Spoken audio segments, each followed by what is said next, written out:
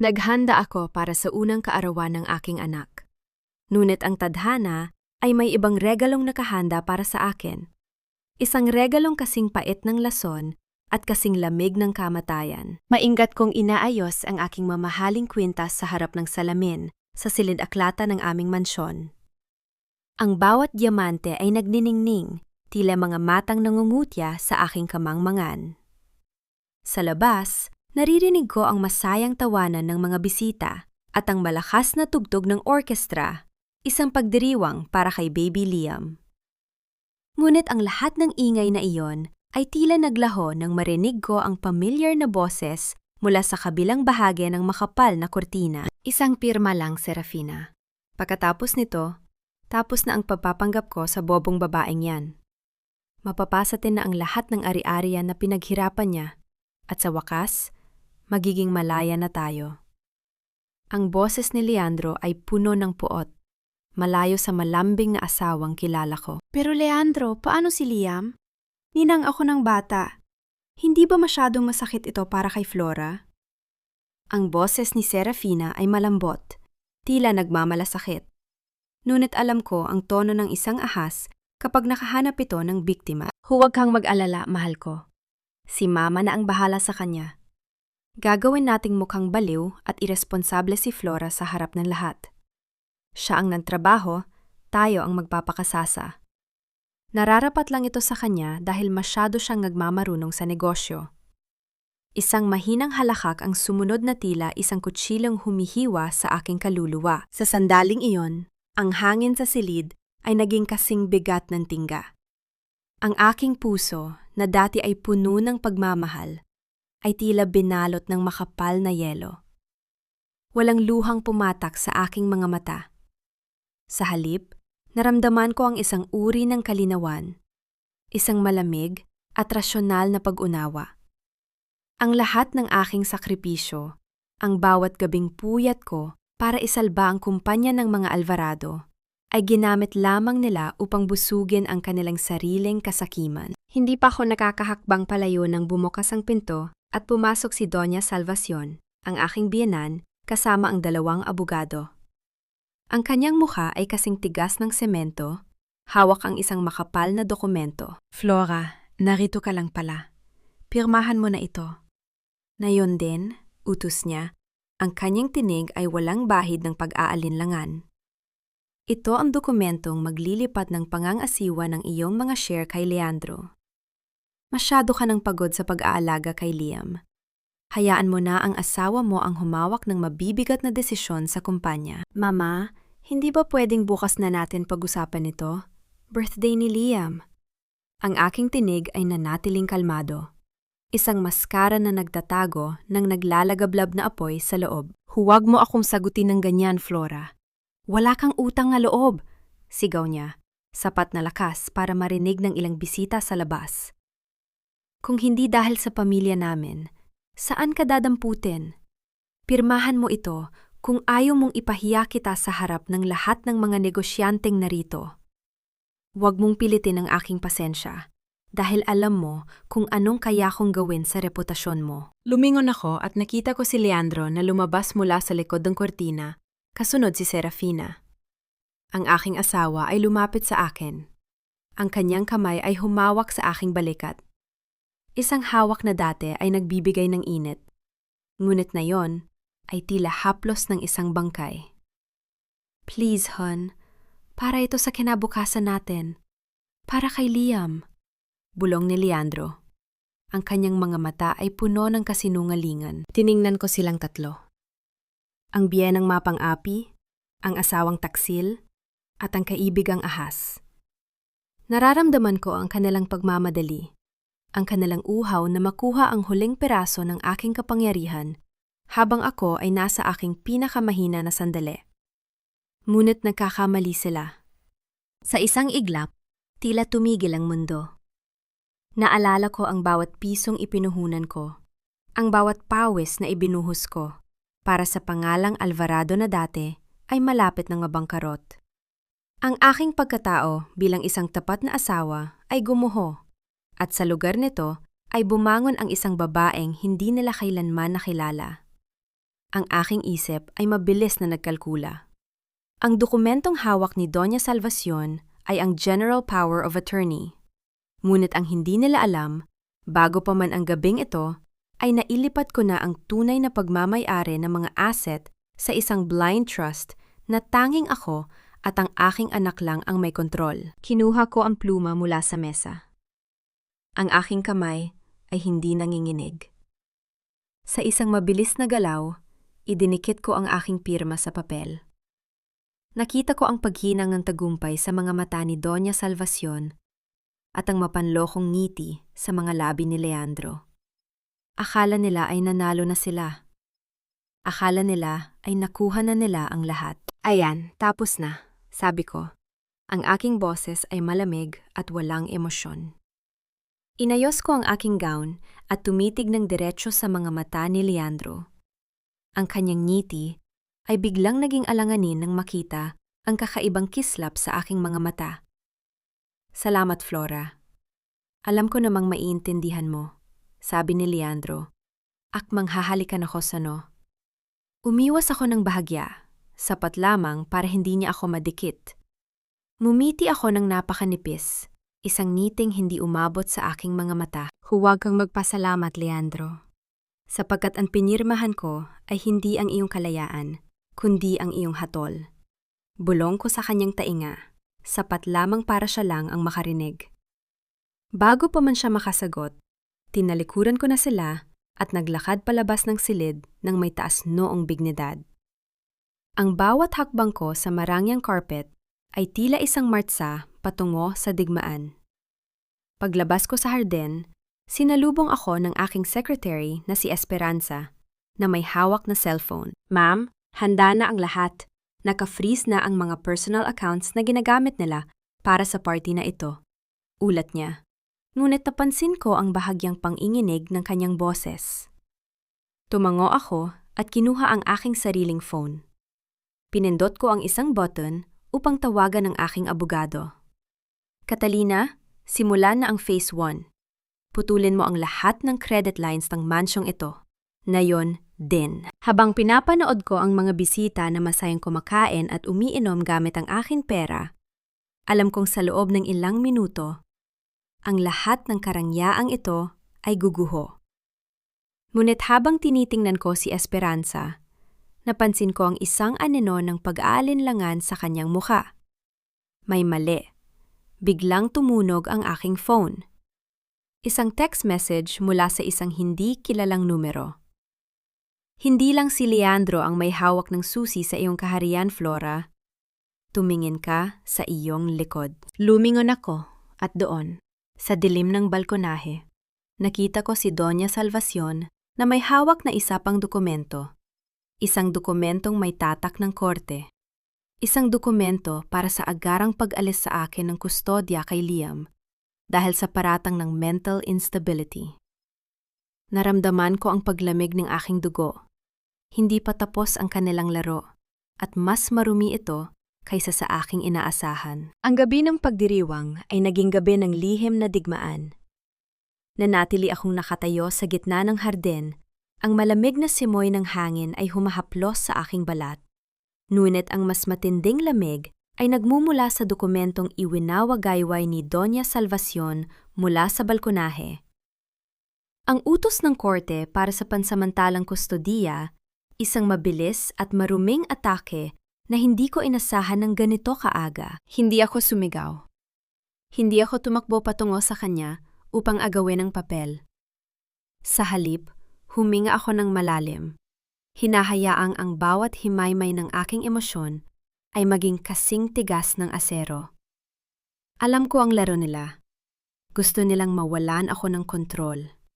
Gusto nilang mag-eskandalo ako sa harap ng mga bisita upang patunayan ang kanilang paratang na ako ay mentally unstable. Dahan-dahan akong naglakad pabalik sa loob ng mansyon.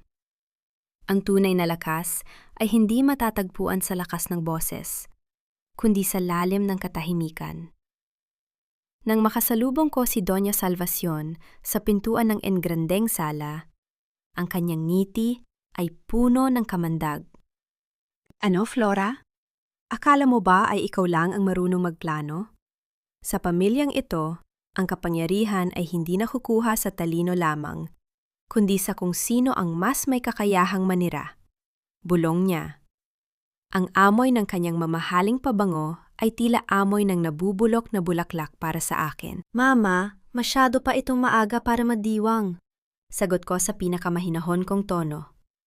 Tiningnan ko siya ng diretso sa mga mata, hanggang sa ang kanyang ngiti ay bahagyang mayanig. Ang papel na yan ay panimula pa lamang. Siguraduhin ninyong sapat ang tibay ng inyong sikmura sa mga susunod na mangyayari. Kinaumagahan, ang sikat ng araw ay pumasok sa aming silid, ngunit wala itong dalang init. Nagising ako bago pa mag-alarm ang orasan. Maingat kong inayos ang aking sarili. Isang simpleng puting blusa at maong, ang ayos ng isang babaeng susuko na sa kanyang kapalaran. Bumaba ako sa kusina at sinimulan ang paghahanda ng almusal. Isang bagay na matagal ko nang hindi ginagawa dahil sa dami ng katulton. Narinig ko ang yabag ng mga paa ni Leandro sa hagdan. Ang bawat hakbang niya ay tila tunog ng isang taong nakatapak sa lupang hindi niya pag-aari. Pumasok siya sa kusina. Bakas sa kanyang mukha ang pagod mula sa pakikipag-inuman kagabi matapos ang party. Flora, bakit ikaw nagluluto? Tanong niya. Ang kanyang boses ay puno ng pagtataka at bahagyang pag-aalinlangan. Gusto ko lang bumawi, Leandro. Naisip ko na baka tama si Mama. Masyado akong nakatuon sa kumpanya. Nakalimutan ko na ang tungkulin ko bilang asawa mo. Sabi ko habang inilalagay ang mainit na kape sa harap niya. Ang boses ko ay malambot. Ang perpektong maskara ng isang pusong nagpapasa ilalim. Nakita ko ang pagluwag ng kanyang mga balikat. Ang kanyang ego ay mabilis na kumagat sa pain. Mabuti naman at naintindihan mo rin. Huwag kang mag-alala tungkol sa custody case. Kung magiging maayos kang asawa at ibibigay mo ang lahat ng kooperasyon mo sa kumpanya, maaari nating ayusin yan ng pribado. Salamat, Leandro, tugon ko, habang sa loob ko ay bumabaligtad ang aking sikmura. Pagkatapos ng almusal, nagpaalam ako na pupunta sa opisina upang kunin ang ilang personal na gamit. Ngunit sa halip na sa Alvarado Group, dumiretso ako sa isang maliit at lumang cafe sa Binondo. Doon, naghihintay si Attorney Catalina Villacorta. Ang kanyang mga mata ay matalas. Tila nakikita ang bawat lihim na itinatago ng kalsada. Nakahanda na ang lahat, Flora. Ang blind trust ay aktibo na. Ang lahat ng dividend mula sa iyong mga share ay direktang papasok sa isang account sa Singapore na hindi nila masisilip, panimula ni Catalina. Pero kailangan nating mag-ingat. Ang judge na naglabas ng order para kay Liam ay kilalang malapit sa mga Alvarado. Huwag kang mag-alala, Catalina. Hayaan natin silang maniwala na hawak nila ang bata. Sa ngayon, kailangan nating hanapin ang butas sa kanilang pananalapi. Alam kong may ginagawa silang ilegal sa labas ng kumpanya, sabi ko habang hinahalo ang aking tsaa. Ang bawat salita ko ay may bigat ng isang planadong pag-atake. May isa pa, Flora. Si Esperanza. Nakita ko siyang pumasok sa opisina ni Leandro kaninang madaling araw bago ka umalis. Babala ni Catalina. Napatigil ako. Ang aking matapat na secretary. Ang tanging tao na pinagkatiwalaan ko ng aking mga password. Naramdaman ko ang isang pamilyar na kurot ng sakit, ngunit mabilis ko itong iwinakse. Sa digmaang ito, ang damdamin ay isang pabigat. Bumalik ako sa mansyon ng tanghali. Sa sala, nakita ko si Serafina na kandong si Liam. Ang aking anak ay tila hindi komportable. Ang kanyang maliit na kamay ay pilit na kumakawala sa yakap ng babaeng yon. Ang galit sa aking dibdib ay tila isang bulkang malapit ng sumabog. Ngunit pinigil ko ito. Serafina, salamat sa pag-aalaga sa anak ko. Sabi ko. Ang aking tinig ay matamis na parang asukal, pero kasing talim ng labaha. Ulang anuman, Flora. Sabi kasi ni Leandro, kailangan mo ng pahinga. Ako muna ang tatayong ina para kay Liam habang nagpapagaling ka. Sagot ni Serafina. Ang kanyang mga mata ay nangungutya. Mumiti ako at lumapit sa kanya. Hinaplos ko ang buhok ni Liam. Nararamdaman ang mabilis na tibok ng kanyang maliit na puso. Ang bait mo talagang kaibigan. Sana ay kayanin mo ang responsibilidad. Minsan kasi, ang mga bagay na inaakala nating madaling kunin ay may kaakibat na napakataas na presyo. Biglang tumunog ang telepono sa sala. Si Doña Salvacion ang sumagot. Habang nakikinig siya, ang kanyang mukha na kanina ay puno ng kumpiyansa ay biglang namutla. Ang kanyang kamay na may hawak ng handset ay nagsimulang manginig. Ano? Paanong nangyaring insufficient funds? Sigaw niya sa kabilang linya. Imposible. Kabibigay lang ni Leandro ng bagong pondo sa account na yan. Tumingin ako kay Leandro, nakapapasok lang ng pinto. Ang kanyang cellphone ay kanina pa rin tumutunog. Kinuha niya ito at matapos ang ilang sandali, ang kanyang mukha ay naging kasing puti ng papel. Flora, anong ginawa mo? Tanong ni Leandro. Ang kanyang boses ay puno ng takot at galit. Ang lahat ng corporate cards, ang pondo para sa mga supplier. Bakit lahat ito ay naka-freeze? Tumingin ako sa kanila isa-isa. Ang biyanang gahaman, ang asawang traidor, at ang kabit na ambisyosa. Dahan-dahan kong inilapag ang aking handbag sa mesa at tumayo ng tuwid. Ang oras ng pagpapanggap ay tapos na. Sabi ko sa inyo kagabi, Leandro, ang pinirmahan ko ay hindi ang inyong kalayaan, kundi ang inyong hatol. Sabi ko, ang aking boses ay umaalingaw-ngaw sa buong sala. Ang perang inakala ninyong ninakaw ninyo mula sa akin? Iyon ay hindi pondo ng kumpanya. Iyon ay utang na pinirmahan ninyo sa ilalim ng inyong mga pangalan. Biglang bumukas ang pinto at pumasok si Esperanza. Ang kanyang mukha ay puno ng luha. Ngunit bago pa siya makapagsalita, isang grupo ng mga lalaking nakabarong ang pumasok sa aming bakuran. Ang tunay na sorpresa ay kararating pa lamang. Sa labas, ang tunog ng mga yabag sa semento ay naging mas malakas, tila isang hudyat ng paparating na unos. May isang itim na sasakyan na huminto sa harap ng gate, at ang taong bumaba mula roon ang huling inaasahan nilang makita sa sandaling ito. Ang bawat patak ng luha ni Serafina ay tila isang dula na matagal na niyang pinag-ensayuhan. Habang nakaupo siya sa aming mamahaling sofa, ang kanyang mga mata ay mapula at ang kanyang balikat ay nayayanig sa bawat hikbi. Ang sikat ng araw na tumatagos sa bintana ay nagbibigay ng liwanag sa kanyang mukha. Na tila ba isa siyang martyr na pinahihirapan ng pagkakataon? Hindi ko sinasadyang mahalin siya, Flora. Alam mo ang puso ko. Alam mo kung gaano ako naging tapat na kaibigan sa'yo? Simula ni Serafina, ang kanyang boses ay nanginginig sa sakit. Pero hindi namin mapigilan ang nararamdaman namin. Ikaw ang humaharang sa tunay na kaligayahan ni Leandro. Ikaw ang nagpapakapait sa pagsasama ninyo dahil sa sobrang pagiging kontrolado mo sa lahat ng bagay. Pinanood ko siya nang walang kahit anong emosyon sa aking muka. Ang kanyang mga salita ay tila mga langaw na nagliliparan sa aking pandinig. Maingay, nakakairita, ngunit walang saysay. Kinuha ko ang aking silk na panyo mula sa bulsa ng aking blazer. Dahan-dahan akong lumapit sa kanya. Masyado kang maraming sinasabi para sa isang taong pumasok sa pamamahay ng iba at nagnakaw ng hindi sa kanya. Ang boses ko ay kalmado, kasing lamig ng tubig sa malalim na balon. Inabot ko ang aking kamay at dahan-dahang pinunasan ang isang luhang dumadaloy sa kanyang pisingi. Ang aking haplos ay hindi magaan. Naramdaman ko ang kanyang bahagyang pag-atras. Huwag kang umiyak, Serafina.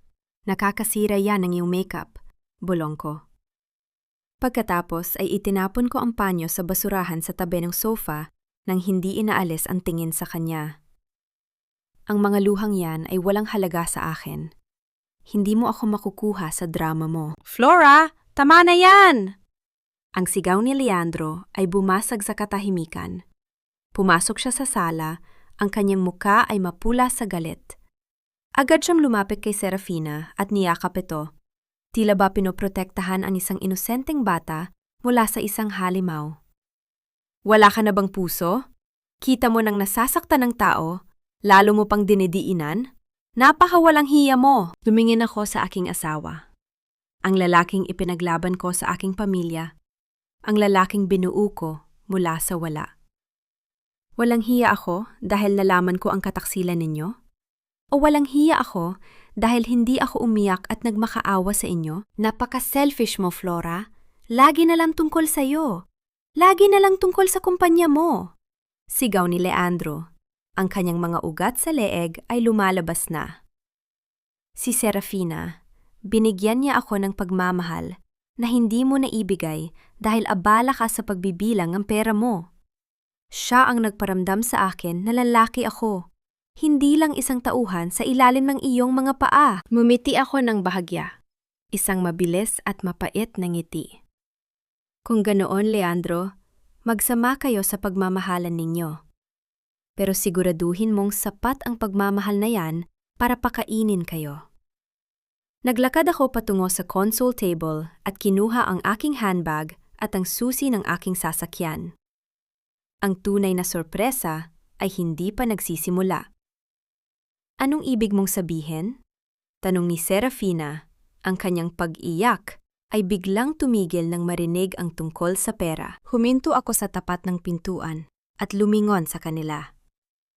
Ang condo unit sa Makati kung saan kayo nagkikita? Ang itim na SUV na ipinagmamalaki mo sa iyo, Serafina? Lahat ng iyon ay nakapangalan sa Alvarado Group's corporate assets. At dahil ang lahat ng pondo ng kumpanya ay nasa ilalim na ng aking personal na kontrol, itinuturing ko ang mga iyan bilang unauthorized use of company property. Bukas na bukas din, asahan ninyo ang sheriff para bawiin ang lahat ng iyan. Maging ang mga alahas na binili ni Leandro para sa iyo gamit ang corporate credit card. Ang muka ni Serafina ay nagbago mula sa pagiging biktima tungo sa puro at malinaw na takot.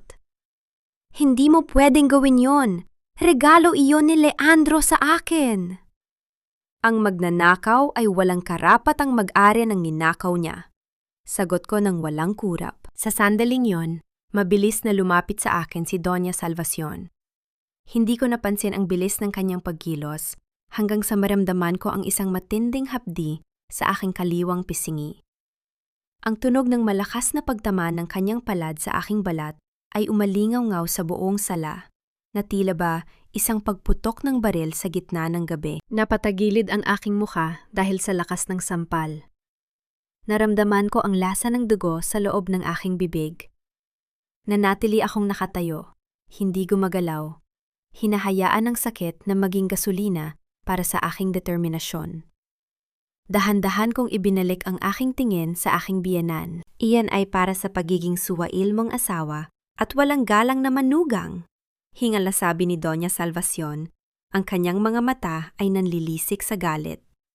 Wala kang karapatang bawiin ang kahit ano sa pamilyang ito. Kami ang nagbigay sa iyo ng pangalan. Hindi ko hinawakan ang aking pisingi. Tumingin ako sa kanya nang may malamig na dignidad na nagpaurong sa kanya ng isang hakbang. Salamat sa sampal na yan, Mama. Iyan ang huling beses na mahahawakan ninyo ang balat ko. Ang aking tinig ay hindi nanginig, kahit na ang aking puso ay mabilis ang tibok. At tungkol sa pangalan, ang pangalang Alvarado ay naging mahalaga lamang dahil sa pera ng aking pamilya. Kapag kinuha ko na ang lahat, ang matitira na lang sa inyo ay isang pangalang puno ng utang at kahihiyan. Tinalikuran ko sila at naglakad palabas. Ang bawat hakbang ko sa semento ay tila isang deklarasyon ng digmaan. Habang pasakay ako sa aking sasakyan, nakita ko ang aking refleksyon sa bintana. Ang pulang marka sa aking pisingi ay tila isang medalya ng karangalan, isang paalala na sa bawat sakit na ibinibigay nila, lalong tumitibay ang aking plano na ubusin sila. Ngunit bago ko pa ma-start ang makina, may isang kumatok sa bintana ng aking sasakyan. Isang lalaking nakasuit na may hawak na isang itim na folder. Ang kanyang presensya ay hindi bahagi ng aking plano sa araw na ito. Mrs. Alvarado, may kailangang malaman ang inyong kampo tungkol sa nakaraan ni Serafina bago pa siya pumasok sa buhay ninyo. Sabi ng lalaki. Ang kanyang boses ay seryoso at mababa. Ang bawat tao ay may presyo. At sa loob ng maraming taon, akala ko ay nabili ko na ang katapatan ni Esperanza sa pamamagitan ng kabutihan at mataas na sweldo.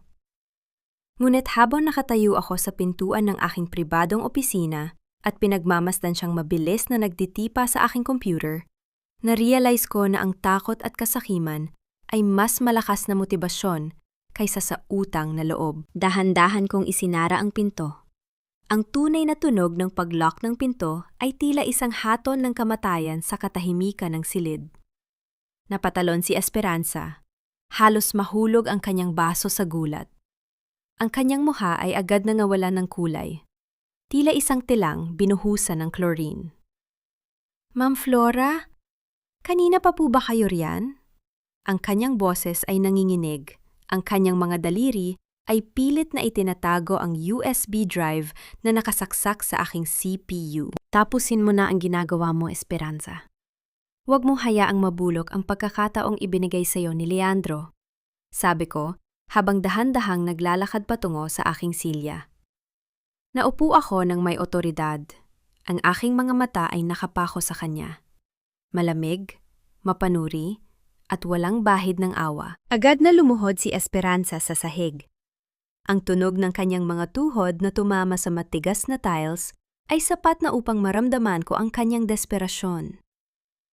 Ma'am, patawad po! Pinilit lang nila ako. Binantaan ni Leandro ang pamilya ko.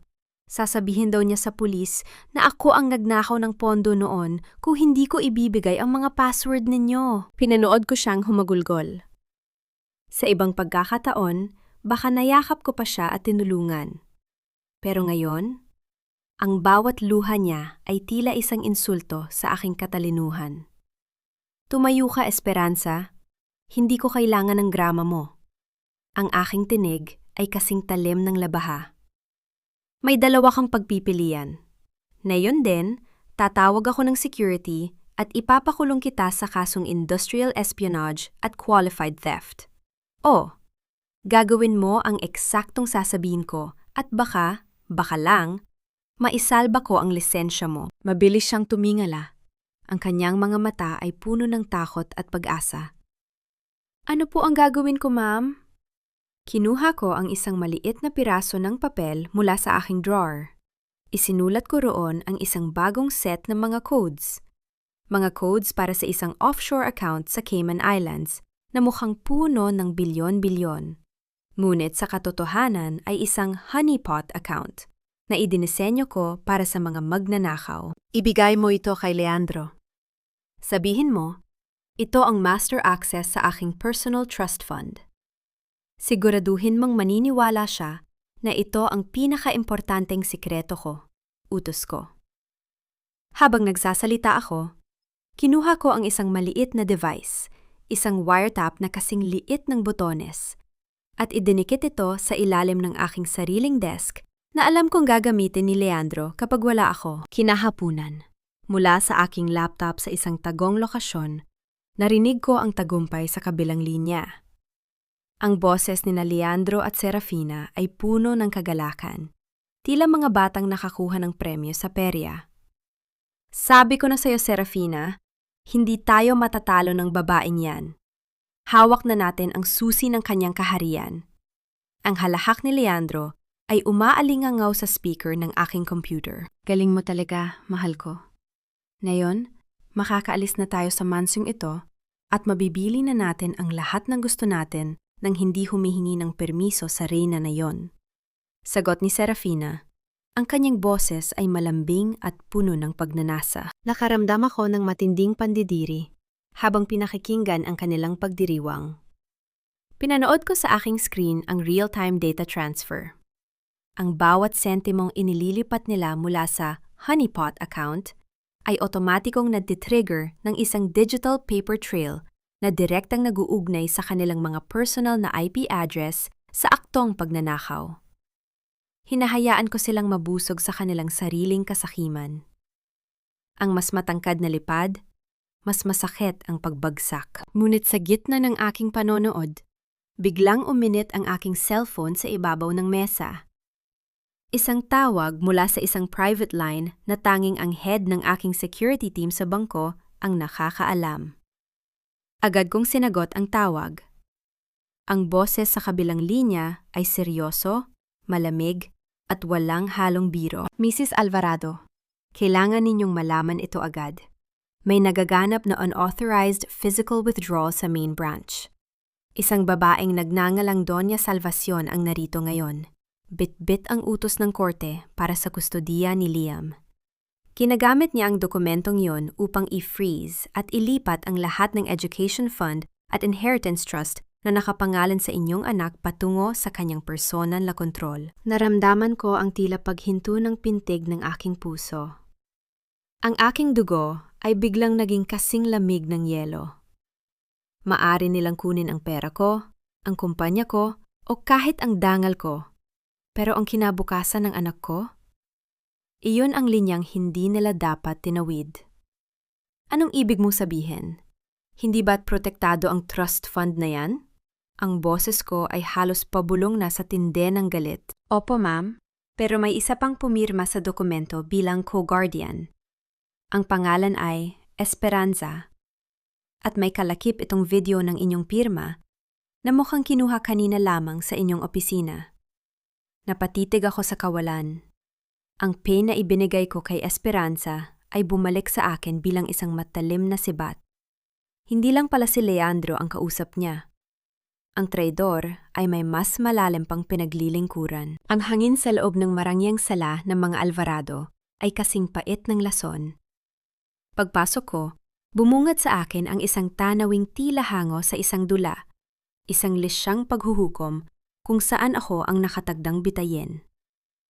Nakaupo si Doña Salvacion sa gitna, tila isang reyna sa kanyang trono.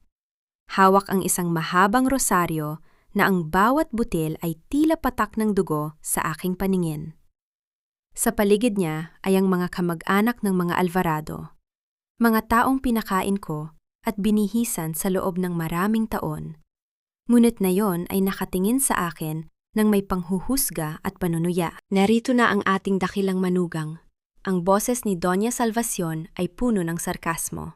Ang bawat salita ay tila latigo na humahampas sa aking dignidad. Flora, pinatawag ko ang pamilya dahil hindi ko na mapapalampas ang kawalan mo ng utang na loob. Pinatuloy ka namin sa pamilyang ito, ibinigay namin sa iyo ang pangalang Alvarado upang magkaroon ka ng kagalang-galang na puwang sa lipunan. Pero ito ba ang isusukli mo? Ang nakawin ang kinabukasan ng sarili mong anak, isang mahinang bulungan ang gumapang sa buong silid. Napakawalang hiya, sabi ng isang tiyahin ni Leandro habang hinihigop ang kanyang mamahaling tsaa. Tsaang akong bumili. Ganyan ba ang itinuro sa kanya ng kanyang ama? Ang maging gahaman? Nanatili akong nakatayo sa gitna ng sala. Ang aking likod ay kasing tuwid ng isang haligi. Hindi ako gumagalaw. Hindi ako umiimik. Hinayaan ko silang ubusin ang kanilang mga laway sa mga paratang na walang basehan. Ang aking katahimikan ay tila isang pader na unti-unting nagpapairita sa kanila. Flora, bingi ka ba? Pinipilit mong i-freeze ang pondo ni Liam para hindi namin siya maalagaan ng maayos. Sigaw ni Leandro na nakatayo sa gilid ng kanyang ina. Napakasama mong ina. Gagamitin mo ang pera ng bata para lang makaganti sa amin? Dahan-dahan akong humakbang patungo sa gitna ng mesa. Ang tunog ng aking mga takong sa matigas na marmol ay tila isang mabagal at sadyang pagbilang ng oras bago ang isang pagsabog. Inilapag ko ang aking itim na folder sa harap ni Doña Salvacion. Ang mahinang pagbagsak ng folder sa mesa ay tila isang kulog na nagpatahimik sa lahat. Utang na loob? Ang aking boses ay mababa, ngunit bawat pantig ay malinaw at kasing talim ng labaha. Mama, huwag ninyong gamitin ang salitang utang na loob sa harap ko. Dahil kung magbibilangan tayo, baka hindi sapat ang lahat ng ari-arian ng pamilyang ito para bayaran ang utang ninyo sa akin. Anong sinabi mo? Ang muka ni Doña Salvacion ay namula sa galit. Ang kanyang mga kamay ay nanginig sa ibabaw ng mesa. Nung namatay ang aking ama, ang Alvarado Group ay isang lumulubog na barko. Baon kayo sa utang, Kinasuhan kayo ng fraud, at ang mansong ito ay nakatakda na sanang i-foreclose ng bangko. Patuloy ko. Ang aking mga mata ay nakapako sa kanya. Ang perang ginamit ninyo para isalba ang inyong dangal, galing yon sa manako. Ang pondo na nagpapatakbo sa maranyang buhay ng bawat taong narito sa loob ng silid na ito, galing yon sa aking pawis at talino. Kayong lahat, ay nabubuhay sa ilalim ng aking anino. Lumingon ako sa mga kamag-anak na kanina ay mapanlait ang tingin.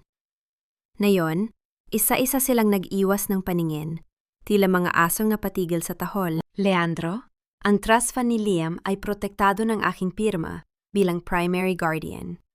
Ang dokumentong hawak ni Mama na may pirma ni Esperanza, isang malaking pagkakamali iyon, sabi ko habang tinitingnan ng aking asawa ng may halong pandidiri.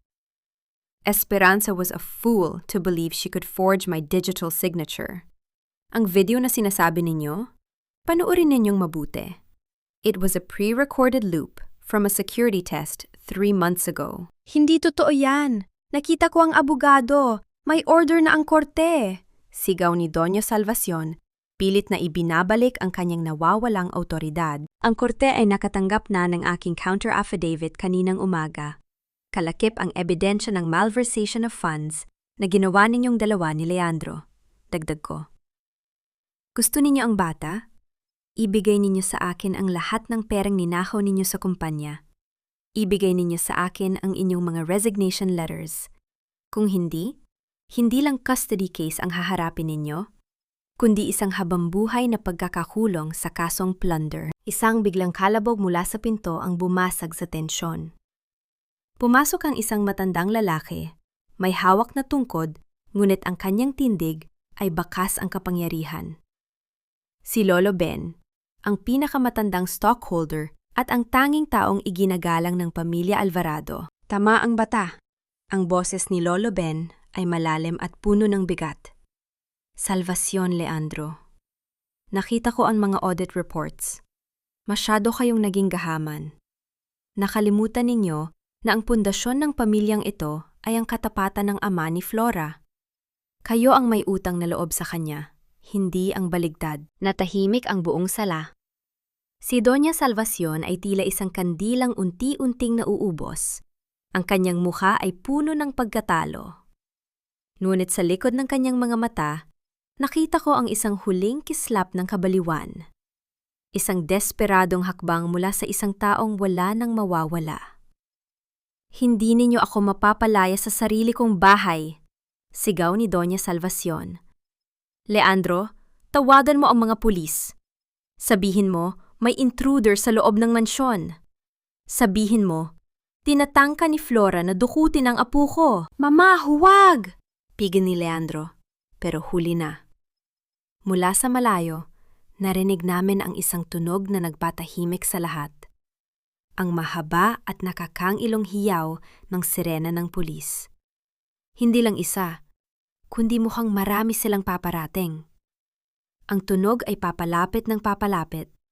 Tila isang mabilis na paparating na unos na handang tumangay sa lahat ng kasinungalingan sa loob ng mansyong ito. Napatingin ako sa labas ng bintana. Ang mga pulang ilaw ng patrol cars ay nagsimulang mag-reflect sa mga glass panels ng sala. Ang aking puso ay bumilis ang tibok, hindi dahil sa takot, kundi dahil sa isang hindi inaasahang pangyayari. Hindi ako ang tumawag sa kanila. Bulong ko.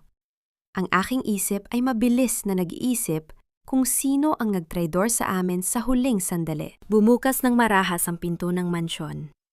Isang grupo ng mga pulis ang pumasok, pero sa likod nila ay isang babaeng hindi ko inaasahan. Si Esperanza. Duguan ang labi, gulo-gulo ang buhok, at may hawak na isang piraso ng damit ni Liam. Ma'am Flora, ang bata, kinuha nila si Liam. Hindi ang mga Alvarado. May mga lalaking pumasok sa nursery kanina habang nagkakagulo kayo rito. Ang sigaw ni Esperanza ay puno ng takot na tila isang kutsilyong sumaksak sa aking dibdib. Nabitawan ko ang aking folder. Ang mundo sa aking paligid ay tila tumigil sa pag-ikot. Ang nursery ni Liam ay nasa kabilang wing ng mansyon, At sa tindi ng pag-aaway namin, hindi namin napansin na may ibang pumasok. Lumingon ako kay Doña Salvacion. Ang kanyang mukha ay hindi nagpapakita ng gulat, kundi isang nakakatakot na ngiti. Isang ngiting nagsasabing kung hindi niya makuha ang gusto niya, walang sinuman ang makakakuha nito. Sabi ko sa iyo, Flora, bulong ng aking biyenan sa gitna ng kaguluhan. Ang pamilya Alvarado ay hindi kailanman nagpapatalo ng walang kasamang pagsabog. Ang katahimikan sa loob ng mansyon ay biglang napalitan ng isang uri ng kaguluhang. Tila ba binubura ang lahat ng rasyonal na pag-iisip? Ngunit sa gitna ng sigaw ni Esperanza at ng mga pulang ilaw na kumikislap sa mga bintana, nanatiling nakapako ang aking tingin kay Doña Salvacion. Ang kanyang ngiti ay hindi ngiti ng isang lola na nag-aalala sa kanyang apo. Iyon ay ang ngiti ng isang taong nagnanais na makitang masunog ang buong mundo basta't kasama akong mamamatay sa apoy. Nasaan ang anak ko? Ang boses ko ay halos pabulong, ngunit may talim na nagpatigil sa tawanan ng aking biyenan. Lumapit ako sa kanya, hindi pinapansin ang mga pulis na nagsisimulang mag-imbestiga sa nursery.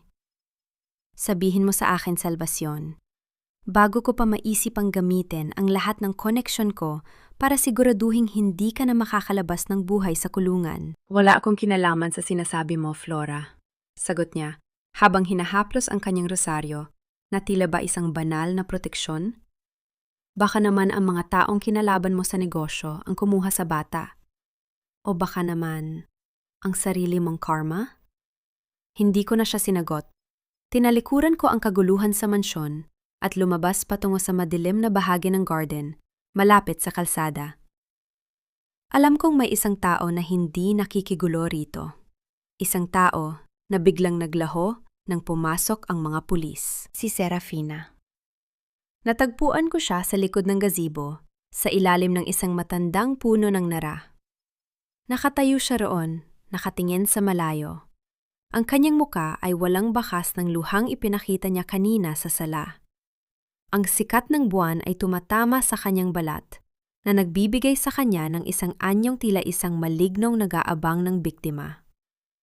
Seryoso ka ba talaga, Serafina? Gagamitin ninyo ang isang inosenteng bata? Simula ko.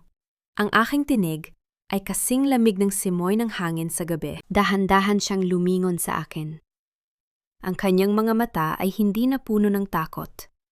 Sa halip, may isang uri ng lalim doon. Isang luma at nanunuyong galit. Wala akong kinalaman sa pagkawala ni Liam, Flora. Maniwala ka o hindi, ang biyenan mo ang utak ng lahat. Gusto niyang mawala ang bata para wala ka ng hawak na baraha laban sa pamilyang ito. At bakit mo sinasabi sa akin ito? Hindi ba't magkakampi kayo? Tanong ko habang dahan-dahang binubuksan ang itim na folder na ibinigay sa akin ng lalaki sa labas kanina. Tumawa si Serafina, isang tuyo at mapait na tawa. Magkakampi? Iyon ang akala nila. Pero sa loob ng mansyong ito, walang sinumang tunay na magkakampi. Lahat kami ay mga anino lamang na naghahanap ng liwanag. O baka naman, naghihintay ka lang ng tamang pagkakataon para maningil? Inilabas ko ang isang lumang dokumento mula sa folder. Isang birth certificate na nagmula sa isang maliit na bayan sa Laguna, 30 taon na ang nakalilipas. Ang tatay ni Leandro, si Don Alberto Alvarado. Siya rin ang nakapirma rito bilang ama mo, hindi ba? Napatigil si Serafina. Ang kanyang katawan ay tila naging isang estatwa. Ang hangin sa paligid namin ay biglang naging mabigat. Tila ba ang bawat dahon sa paligid ay nakikinig sa aming sikreto? Anak ka sa labas, Serafina. Patuloy ko. Ang boses ko ay puno ng diretsong katotohanan. Ang babaeng tinatawag mong kaibigan, si Doña Salvacion, siya ang pumatay sa pangarap ng nanay mo. Siya ang nagtaboy sa inyo sa kalsada noong mamatay si Don Alberto. At ngayon, ginagamit mo si Leandro, ang sarili mong kapatid sa ama, upang makapasok sa pamilyang ito at wasakin sila mula sa loob. Humarap sa akin si Serafina. Ang kanyang muka ay nangungunot sa tindi ng emosyon. Alam mo ba kung anong pakiramdam ng lumaki sa dilim habang sila ay nagpapasasasa sa kayamanan?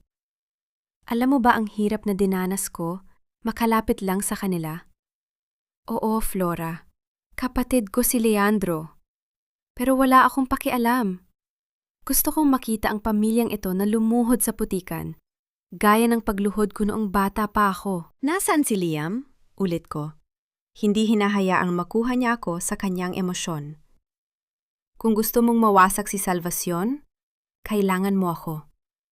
Sabihin mo sa akin kung saan dinala ang anak ko at ibibigay ko sa iyo ang lahat ng ebidensyang kailangan mo para maipakulong siya habang buhay. Tinitigan ako ni Serafina ng matagal. Parang sinusukat niya kung hanggang saan ang kaya kong gawin. Ngunit bago pa siya makapagsalita, isang mabilis na yabag sa damuhan ang bumasag sa aming usapan. Flora, anong ginagawa mo rito?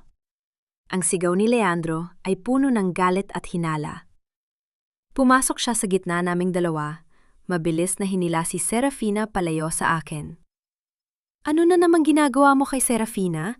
Hindi ka pa ba kontento na winasak mo na ang pamilya ko, pati ang babaeng mahal ko sasaktan mo pa? Tumingin si Leandro kay Serafina. Ang kanyang mga mata ay puno ng pagmamalasakit na hinaluan ng poot para sa akin. Ayos ka lang ba, mahal ko? Sinaktan ka ba niya? Tumingin si Serafina sa akin, pagkatapos ay kay Leandro. Nakita ko ang pagbabago sa kanyang mga mata, ang pagbabalik ng maskara ng pa-victim. Humawak siya sa braso ni Leandro. Ang kanyang mga daliri ay tila ba nanginginig sa takot. Leandro, natatakot ako. Pabulong nga sabi ni Serafina. Sabi ni Flora, alam na niya ang lahat. Sabi niya, papatayin daw niya ako kapag hindi ko sinabing kasabwat ako ni Mama sa pagdukot kay Liam. Nanlasik ang mga mata ni Leandro. Lumapit siya sa akin. Ang kanyang muka ay ilang pulgada na lang ang layo sa akin. Naramdaman ko ang init ng kanyang hininga na puno ng galit. Napakayabang mo, Flora. Ang kanyang boses ay tila isang maugong na babala. Akala mo ba ay kontrolado mo ang lahat? Hindi mo alam kung anong kayang gawin ng isang ama para sa kanyang anak. At ng isang lalaki para sa babaeng tunay niyang mahal. Biglang tumunog ang walkie-talkie ng isa sa mga pulis sa malayo. Narinig namin ang isang ulat na nagpabilis ng tibok ng aming mga puso. Target vehicle spotted, heading towards the old warehouse near the North Harbor. May kasamang bata. Naramdaman ko ang biglang pag-igting ng aking buong katawan. Hindi ko na pinansin si Leandro. Tatalikod na sana ako upang tumakbo patungo sa aking sasakyan nang biglang hawakan ni Leandro ang aking braso ng napakahigpit. Isang haplos na hindi na pagmamahal, kundi pagpigil. Saan ka pupunta, Flora? Tanong ni Leandro. Ang kanyang ngiti ay nakakatakot at puno ng misteryo. Hindi ba't sabi mo gusto mong makita ang katotohanan? Tara, sumama ka sa amin. Dahil sa warehouse na yon, matatapos ang lahat ng drama mo.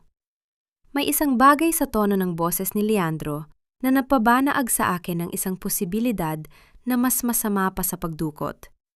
Lumingon ako kay Serafina at nakita ko ang isang mabilis na pagkindat niya sa akin bago siya sumakay sa sasakyan ni Leandro. Ang bawat ikot ng gulong ng sasakyan patungo sa North Harbor ay tila isang mabagal na paghila sa pisi ng aking pasensya. Ang amoy ng dagat at kalawang ay nagsisimulang pumasok sa loob. Hinaluan ng amoy ng mamahaling leather at ang matapang na pabango ni Leandro. Sa tabi ko, si Leandro ay tila isang haring nakabalik sa kanyang kaharian. Puno ng kumpas ang kanyang mga kamay, ang kanyang mga mata ay nagniningning sa isang uri ng kislap na tanging ang kasakiman lamang ang makakapagbigay. Kunting tiis na lang, Serafina. Bulong ni Leandro habang hinahaplos ang kamay ng kanyang kabit sa harap ko mismo. Hindi man lang siya nag-atubiling ipakita ang kanyang kawalang hiyaan. Pagkatapos nito, wala na tayong kailangang alalahanin. Magiging sapat ang perang nailipat natin para mabuhay tayo ng marangya kahit saan natin gustuhin. Hindi ako kumikibo. Nakatingin lang ako sa labas, pinapanood ang madidilim na kalsada at ang mga dambuhalang container van na tila mga bantay sa gitna ng gabi. Sa aking isipan, ang bawat sentimong sinasabi ni Leandro ay may katumbas na bilang ng mga taon na gugugulin niya sa likod ng rehas. Pagdating namin sa lumang warehouse, ang katahimikan ay tila isang mabigat na kumot na bumabalot sa paligid. Ang tanging naririnig ko ay ang marahang paghampas ng alon sa pampang at ang tunog ng aming mga yabag sa maduming semento. Pumasok kami sa loob, kung saan ang tanging liwanag ay nagmumula sa isang bumbilya na pabaling-baling sa kisame na lumilika ng mga mahahabang anino sa dingding. Nasaan si Liam? Ang aking boses ay pumunit sa katahimikan, diretso at walang takot. Tumawa si Leandro, isang halahak na puno ng yabang. Inilabas niya ang kanyang cellphone at ipinakita sa akin ang isang screen na puno ng mga numero. Huwag kang magmadali, Flora. Unahin muna natin ang negosyo. Tingnan mo ito. Ang bilyon-bilyong piso mula sa iyong secret account ay nailipat na sa kumpanyang itinuro sa akin ni Esperanza, ang Alvarado Global Holdings sa Panama. Wala ka ng pera, Flora. Wala ka ng kapangyarihan. Tumingin ako sa screen, pagkatapos ay kay Serafina, na ngayon ay nakangiti na rin ng mapang api. Naramdaman ko ang isang uri ng kagalakan sa aking dibdib. Hindi dahil sa natalo ako, kundi dahil sa wakas, kinalagat nila ang pain ng buong buo. Alvarado Global Holdings? Ang aking boses ay nanatiling kalmado, halos may halong pangungutya. Leandro, kilala mo ba talaga kung sino ang nasa likod ng kumpanyang yan? O masyado ka lang nabulag ng pangakong yaman ni Esperanza na wala ang ngiti ni Leandro? Anong ibig mo sabihin? Sabi ni Esperanza, iyon ang ginagamit mong shell company para itago ang mga asset mo sa gobyerno. Dahan-dahan akong lumapit sa kanya.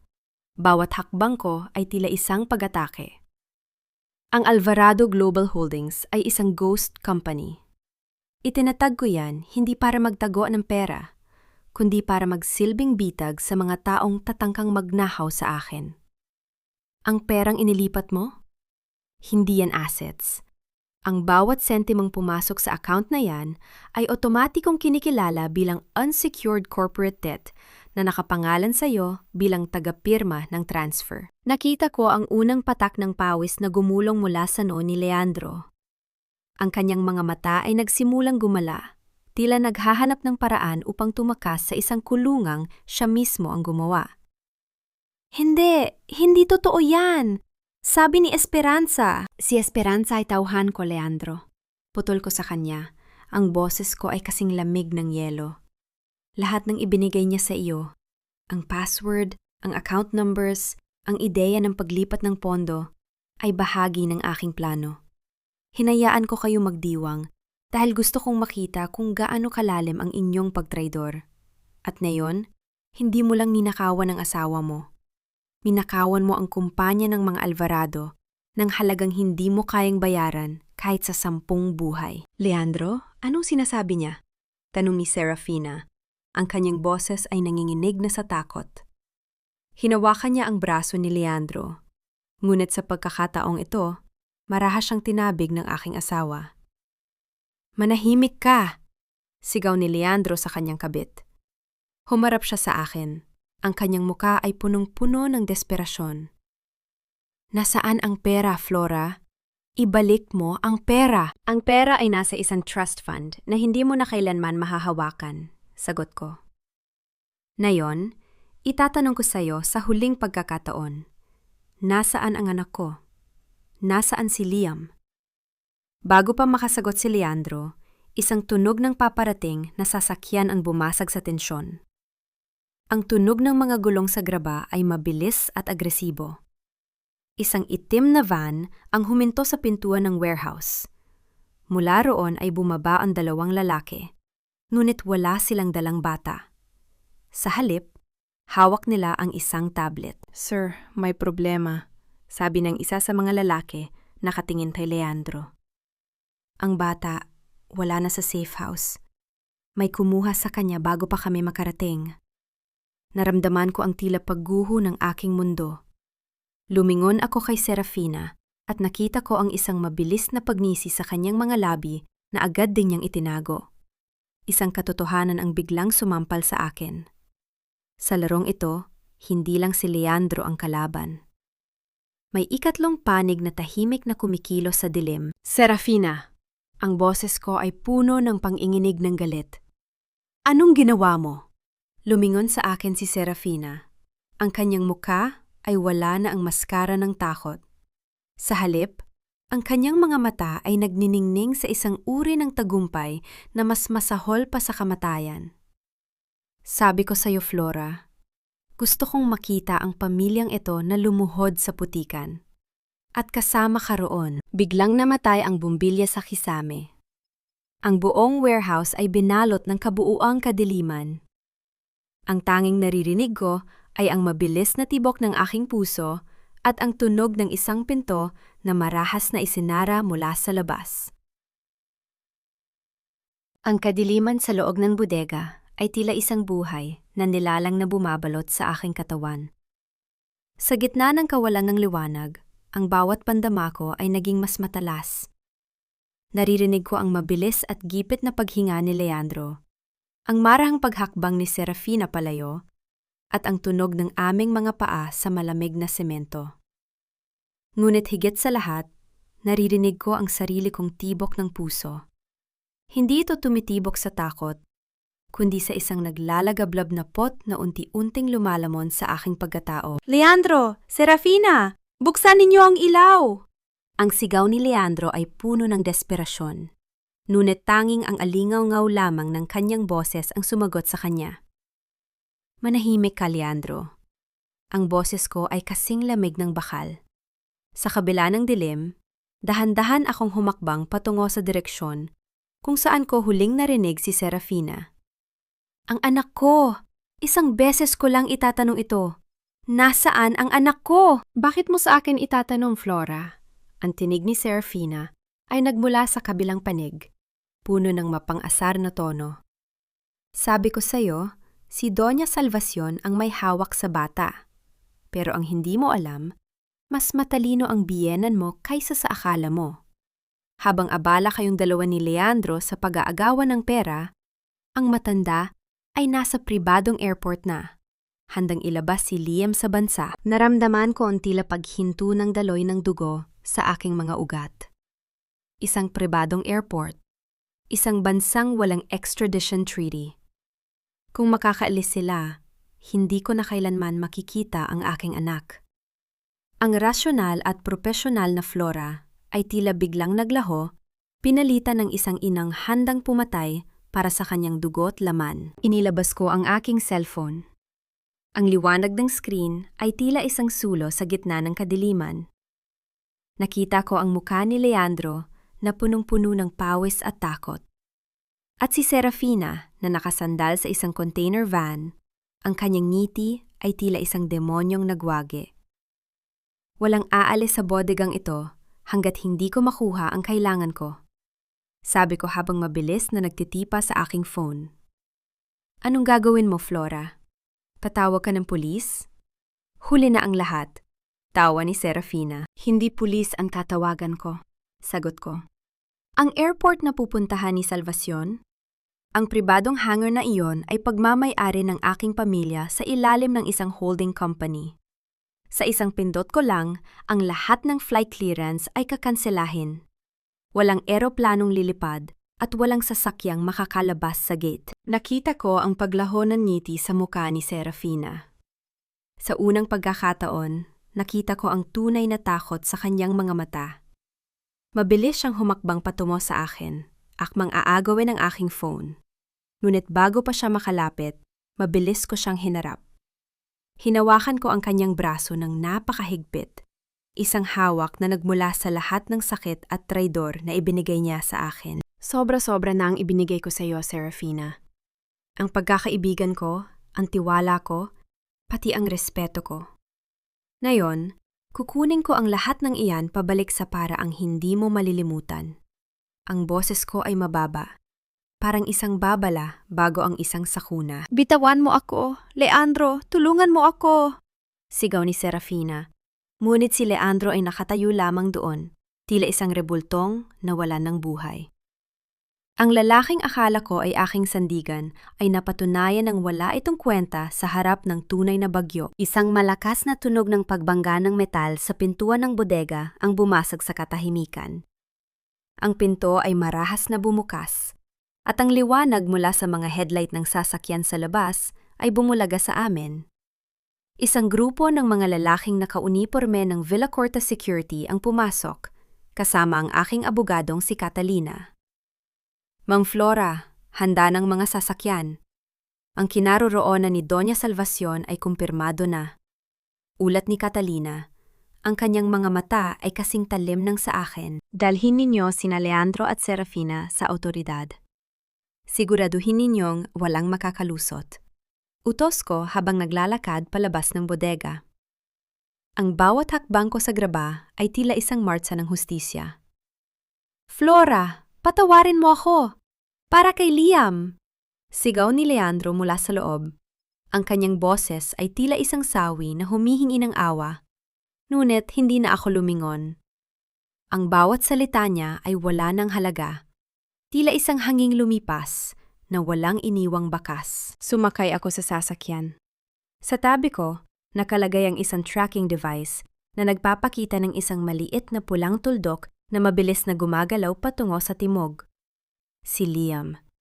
Nararamdaman ko ang bawat segundo na lumilipas. Ang bawat tibok ng orasan ay tila isang paalala ng pang-anib na kinakaharap ng aking anak. Habang binabaybay namin ang kalsada ng may matinding bilis, tiningnan ko ang aking mga kamay. Nanginginig ang mga ito, hindi sa pakot, kundi sa tindi ng adrenaline at galit. Sa loob ng mahabang panahon, hinayaan kong sila ang gumawa ng mga desisyon. Hinayaan kong sila ang humawak ng aking kaligayahan. Pero ngayon, sa gabing ito, ang reyna ay tapos na sa paglalaro. Catalina, sabihan mo ang team sa airport. Huwag silang kikilos hanggat wala ako. Gusto kong ako ang humarap sa kanya, sabi ko habang nakatingin sa malayo. Sigurado po ba kayo, ma'am? Delikado ang sitwasyon, babala ni Catalina. Delikado? Ang tanging delikado rito ay ang isang inang pinitas ang bunga ng kanyang buhay, sagot ko. Gusto kong makita ni Salvacion ang mukha ng babaeng wawasak sa huling piraso ng kanyang dignidad. Nakarating kami sa gate ng hangar. Ang tunog ng mga sirena sa paligid ay nagsimulang umalingaw-ngaw. Nakita ko ang sasakyan ni Doña Salvacion na nakatigil sa gitna ng runway, hinarangan ng mga security vehicles. Ang pinto ng kanyang sasakyan ay bumukas at lumabas ang aking biyenan. Hawak ang natatakot at umiiyak na si Liam. Ang tunog ng pag-iyak ng aking anak ay tila isang punyal na sumaksak sa aking puso. Bumaba ako ng sasakyan bago pa man ito tuluyang huminto. Naglakad ako sa gitna ng runway, sa ilalim ng matinding liwanag ng mga searchlight. Flora! Huwag kang lalapit! Isang hakbang pa at hindi mo na makikitang buhay ang batang ito. Sigaw ni Doña Salvacion. Ang kanyang muka ay puno ng baliw na determinasyon. May hawak siyang isang maliit na syringe na katutok sa braso ni Liam. Napatigil ang lahat. Ang tanging naririnig ay ang ugong ng makina ng eroplano sa malayo at ang hikbi ng aking anak. Tumingin ako kay Salvacion, ang babaeng itinuring kong ina, ang babaeng pilit na sumira sa akin. Ibigay mo sa akin ang anak ko, Salvacion. Ang boses ko ay tahimik, ngunit may awtoridad na nagpatahimik sa paligid. Ang laro ay tapos na. Wala ka ng baraha. Wala ka ng kakampi. Ang tanging naiwan sa iyo ay ang iyong huling pagkakamali. Hindi! Hindi ako matatalo ng isang tulad mo! Sigaw niya. Ang kanyang kamay ay nagsimulang manginig. Sa sandaling iyon, isang mabilis na pagkilos ang nangyari. Isang sniper mula sa security team ang nagpaputok ng isang non-lethal tranquilizer dart. Ngunit kasabay nito, isang hindi inaasahang pangyayari ang naganap mula sa likod ni Salvacion. Isang tao ang mabilis na lumapit at inagaw ang bata mula sa kanyang bisig. Ang bawat hininga ko ay tila punlo na naghahanap ng target sa gitna na naglalagablab na tensyon sa runway. Habang ang searchlight ng Meng-Ere any vehicle ay tumatama sa mukha ni Doña Salvacion, isang anino ang mabilis na kumilos mula sa likod ng nakabukas na pinto ng kanyang sasakyan. Si Esperanza. Hindi ko inaasahan na ang babaeng ng traidor sa akin ay siya ring magiging kamay ng tadhana sa sandaling ito. Sa isang iglap, inagaw ni Esperanza si Liam mula sa nanginginig na bisig ng matanda. Ang tunog ng marahas na pagtulak niya kay Salvacion sa semento ay sinundan ng mabilis na pagtakbo ni Esperanza patungo sa aking direksyon, habang mahigpit na yakap ang umiiyak kong anak. "Ma'am Flora, kunin niyo ang bata!" Ang sigaw ni Esperanza ay puno ng pagsisisi at desperasyon. Agad kong sinalo si Liam. Ang init ng kanyang katawan at ang pamilyar na amoy ng kanyang balat ay tila isang gamot na nagpahilom sa lahat ng sugat ng aking kaluluwa sa isang saglit. Niyakap ko siya ng mahigpit. Hindi pinapansin ang mga pulis na mabilis na damba sa nakadapa at nagsisigaw na si Doña Salvacion. "Bitawan ninyo ako! Hindi ninyo kilala kung sino ang kinakalaban ninyo." Ang boses ng aking biyenan ay tila hiyaw ng isang sugatang hayop. Nawala na ang lahat ng bakas ng kanyang pagiging aristokrata. Lumapit ako sa kanya, habang karga ko si Liam na nagsisimula ng tumahan. Tiningnan ko siya mula sa itaas. Malamig, matikas, at puno ng puot na kontrolado ng rasyonal na isip. "Kilala kita, Salvacion. Kilalang kilala." Ang boses ko ay tahimik, pero bawat salita ay may bigat ng isang hatol. Isa kang babaeng nabubuhay sa nakaraan. Isang reynang walang kaharian na handang pumatay ng sariling dugo para lamang sa pera. Ngayon, panuurin mo kung paano ko wawakasan ang bawat pangarap mo. "Hindi pa tapos ang laban, Flora!" Halahak niya habang pinapasok siya sa loob ng patrol car. "May alasta ako. Ang video nasisira sa dangal mo. Kapag inilabas ko yon sa board meeting bukas, kahit gaano ka pa kayaman, itataboy ka ng lipunan." Hindi ko siya sinagot. Tinalikuran ko ang kanyang mga banta at sumakay sa aking sasakyan kasama si Catalina at Esperanza. Ang gabi ay malalim na, ngunit para sa akin, ito pa lamang ang simula ng pinakamahalagang yugto ng aking buhay. Pagdating sa aming safe house, ang bawat sulok ng silid ay puno ng mga dokumento at laptop na pinapatakbo ng team ni Catalina. Ang amoy ng kape at ang tunog ng mabilis na pagtipas sa mga keyboard ay nagbibigay ng pakiramdam ng isang command center sa gitna ng digmaan. "Ma'am, nakuhanan na namin ng testimonya si Leandro at Serafina sa presinto," ulat ni Catalina habang iniaabot sa akin ang isang itim na folder. Nagsisimula na silang magturuan. Si Leandro isinisisi ang lahat sa kanyang ina para mabawasan ang kanyang sentensya. Si Serafina naman, ibinebenta ang lahat ng impormasyong alam niya tungkol sa mga ilegal na transaksyon ni Doña Salvacion kapalit ng kanyang kalayaan. "Mga asong nagkakagatan dahil sa isang buto," komento ko habang tinitingnan ang mga audit reports. "Catalina, siguraduhin mong ang lahat ng ebidensya ng malversation at kidnapping ay maayos na nakasalansan. Bukas sa board meeting, hindi lang natin sila patatalsikin. Dudurugin natin ang bawat pundasyon na kinatatayuan nila." "Pero ang sinasabing video ni Doña Salvacion, ma'am, may katotohanan ba yon?" Tanong ni Catalina nang may pag-aalala. Pumunta ako sa harap ng malaking salamin. Inayos ko ang aking buhok at tiningnan ang aking refleksyon. Ang pulang marka ng sampal sa aking pisingi ay wala na, pinalitan ng isang anyong handang humarap sa buong mundo. Ang katotohanan ay kung ano ang kayang patunayan ng ebidensya, Catalina. Ang boses ko ay walang panginginig. Hayaan natin siyang ilabas ang kanyang huling baraha. Doon niya malalaman na sa larong ito, matagal ko nang alam ang bawat hakbang niya. Inihanda ko ang aking kasuotan para sa susunod na araw. Isang terno na kulay itim, elegante, at kasing tapang ng aking paninindigan. Ang bawat tahinang tela ay tila isang balute na magpoprotekta sa akin sa huling laban. Sa tabi nito ay ang aking mga alahas. Hindi bilang palamute, kundi bilang simbolo ng aking tagumpay. Sa gitna ng aking paghahanda, kumatok si Esperanza sa pinto. Nakayuko siya.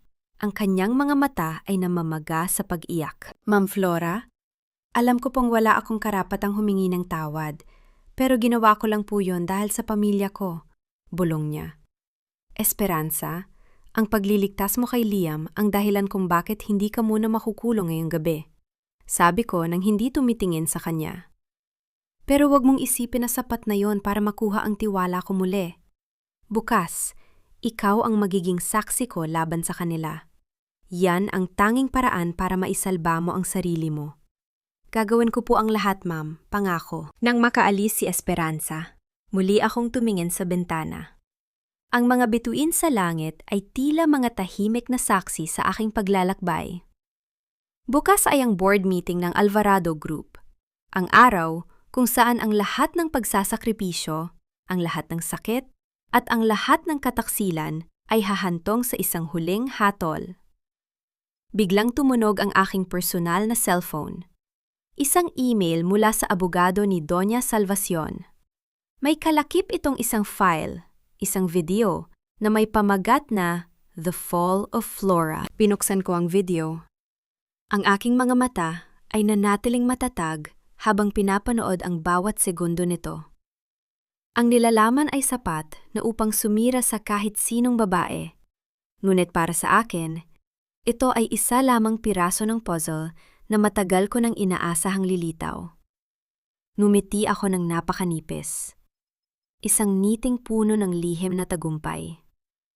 Salamat sa huling regalo, Salvacion. Bulong ko sa hangin. Dahil sa video na ito, masisiguro kong wala ka nang babalik ang pangalan pagkatapos ng bukas. Number 4. Ang bawat hakbang ko sa makintab na sahig ng boardroom ay tila isang hudyat ng paghuhukom. Ang amoy ng mamahaling pabango at ang lamig ng aircon ay hindi nakapagpabawas sa tensyong namamayani sa loob ng silid. Nakasuot ako ng itim na terno, kasing talim ng aking isipan ang bawat tahi nito. Hawak ko ang aking ulo nang may mataas na dangal, habang binubuksan ng security ang dalawang malalaking pinto. Sa dulo ng mahabang mesa, naroon si Leandro at Doña Salvacion. Nakalabas sila ng pansamantala dahil sa piyansa, at mukhang ginamit nila ang bawat sentimong natitira sa kanila para magmukhang kagalang-galang sa harap ng mga stockholders. Ang aking biyenan ay nakasuot ng puting traje de mestiza. May hawak na panyo sa kanyang mata, nagpapanggap na isang inang nagluluksa sa pagkawala ng katinuan ng kanyang manugang. Mabuti at dumating ka, Flora. Ang boses ni Leandro ay puno ng peking pag-aalala. Board members, as you can see, my wife is struggling. She's been through a lot, and it's affecting her judgment and the company's stability. Naupo ako sa tapat nila. Hindi pinapansin ang mga mapanuring tingin ng mga stockholders. Ang bawat kilos ko ay dahan-dahan at puno ng otoridad. Ipagpatuloy mo, Leandro. Gusto kong marinig kung hanggang saan aabot ang iyong imahinasyon. Ang boses ko ay tahimik pero umaalingaw sa buong silid. Tumayo si Doña Salvacion.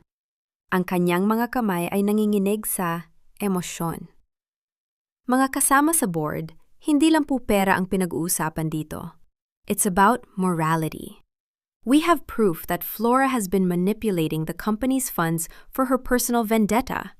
At higit sa lahat, lumingon siya sa akin nang may mapanirang ngiti. May video kami na nagpapatunay na hindi siya karapat-dapat na humawak ng kahit anong posisyon. Sa isang hudyat ni Leandro, bumukas ang malaking screen sa likod nila. Lumitaw ang video na ipinadala nila sa akin kagabi. Ipinapakita roon ang isang babaeng kamukha ko, tila nagwawala sa isang hotel room, nagsisigaw at naninira ng mga gamit habang may hawak na botelya ng alak. Ang video ay malabo, ngunit sapat na para magbulungan ang mga stockholders. Look at that! She's unstable! Is that the person you want to lead the Alvarado Group? Sigaw ni Leandro. Ang kanyang muka ay nagniningning sa aking inaakalang tagumpay. Nanatili akong nakaupo. Pinapanood ang video hanggang sa matapos ito. Nang mamatay ang screen, dahan-dahan akong tumayo. Ang katahimikan ay naging kasing bigat ng tingga. Tapos na ba kayo? Tanong ko. Kinuha ko ang isang remote mula sa aking bulsa at pinindot ang isang button. Now, let's look at the metadata of that video. Catalina, paki-flash ang technical analysis. Lumitaw sa screen ang bawat layer ng video. Ipinakita roon na ang muka ko ay itinagpi lamang gamit ang artificial intelligence sa katawan ng isang bayarang aktres. Mas malinaw, lumitaw ang orihinal na file na kinuha mula sa computer ni Serafina, 3 linggo na ang nakalilipas. Ang video na yan ay peke, gaya ng inyong katapatan. Sabi ko habang inilalapag ang isang makapal na folder sa gitna ng mesa. Ngunit ang mga dokumentong ito ay tunay. Board members, narito ang ebidensya ng 10 taong sistematikong pagnanakaw ni Leandro at Doña Salvacion mula sa dividends ng kumpanya. Narito ang mga resibo ng mga properties sa abroad na binili gamit ang pera na dapat ay para sa ating mga investors. Nakita ko ang pagbagsak ng balikat ni Leandro. Ang kanyang mukha ay naging kasing puti ng pader.